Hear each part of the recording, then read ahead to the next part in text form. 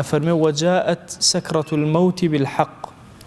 جاء طبعا فعل ماضي لزماني عربية، واتا سكرتي مردن هاتوا كوتابوا، يعني أوان دا يقين همو إنسان أمريتو كوتا أبي، كأنما همو أو لحظي كأم آياتي تخوارو يا إخوين ولا خزمتي أوستين، كأنما يما كوتابونو سكراتي مردن يخيب يقرتو. طبعا سكرات معلومة لا جنابتان أجر كسي سرخوشة بيوتي سكران، يعني سرخوشة بآقايا عقلي لا يخوينا منه.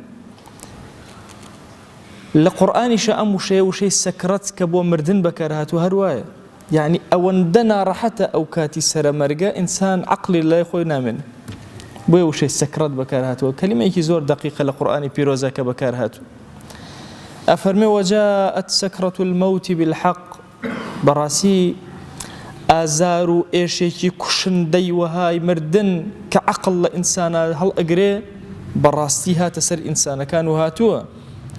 ذلك ما كنت منه تحيد، أو أوشتيكتو أتوي اللي راكيتو نية الرقت بلام هرية الرقت بوكو أروي أي إنسان لچلا يكو لناو تشوشيك أخذ أشاريتو چند دكتور بدورتو هنو أيانا بتفارزن هيج دا صلاتك يعني وجاءت سكرة الموت بالحق ذلك ما كنت منه تحيد.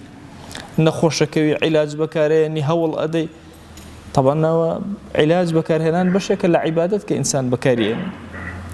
فرمايشتي بيغمبر صلى الله عليه وسلم بلام لكوتايا راكردن لمردن نية أوي كتو لجيانا هموي لي رأكي يتبردم لكتوب ركاب بي أقاداري تو